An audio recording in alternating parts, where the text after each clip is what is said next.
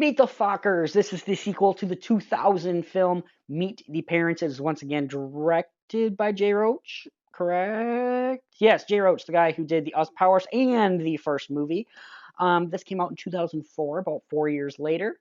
Um, yeah, and this time around, we are taking the original family, the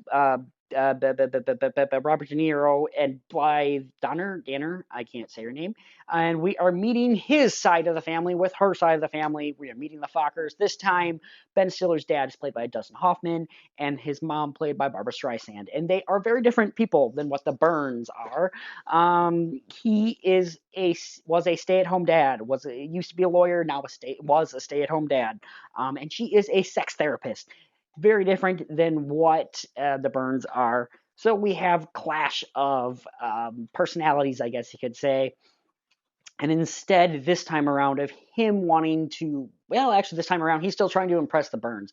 But, it's also the Fockers trying to, become a family with the Burns as well. And this movie is not as good as the first at all by any means. The humor is not quite as there in this one.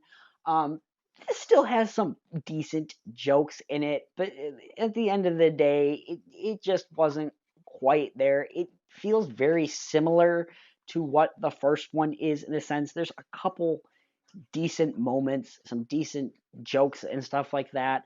Um, there is a grandson this time around, Jack, from the couple, from Pam's sister that got married in the first one.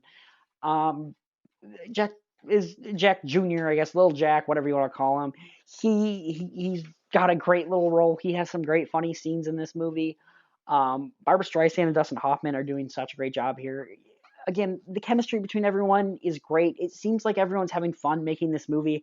I don't know, something about this movie, it just didn't have me laughing, or I found it funny because I've definitely seen this movie many times, and I finished watching Meet the Parents, and I went, maybe I should watch Meet the Fockers. I'm like, what happens in that movie? I can barely remember what happens. I remember that Mrs. Focker, played by Barbra Streisand, did something with sex. I didn't remember it was sex therapy or anything like that. I couldn't remember that. I didn't remember that his dad was a stay-at-home dad. Um, like I remembered very little. I remembered like an RV, and that was it. Like I could not remember much. I also remember the storyline too with a possible son of his, and like that was it. Like I could not remember anything about this movie, and I had only watched it a few years back. I feel like every time I watch Meet the Parents, I end up watching the other two just because they're not long. Like this movie's only an hour 55 minutes. This is the longest out of the three movies. And I just could remember very little about this movie, and I do think it's kind of forgettable. There are some decent jokes in this. Like I said, there's some fun chemistry moments. You can tell the cast is having fun. You tell the cast are enjoying each other's time together. There's some fun cameos and references to Meet the Parents. But at the end of the day, this one just didn't quite do it for me. I wanted to like this one more, and I remember liking this one more, but I was watching it going, I'm kind of bored by this movie. It's a little too long, feels a little too much like the first one. Um, and it's just kind of there. It's still good, I would say. I don't hate this movie by any means, but like I thought I liked this movie more than I did. And at the end of the day, it's kind of just like a 6 out of 10 for me.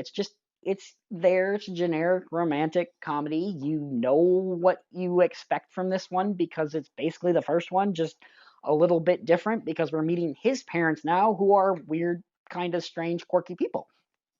That's really all there is to it. There's some decent jokes in this. There's some decent situational things that happen, but at the end of the day, not quite what I wanted from a sequel from Meet the Parents.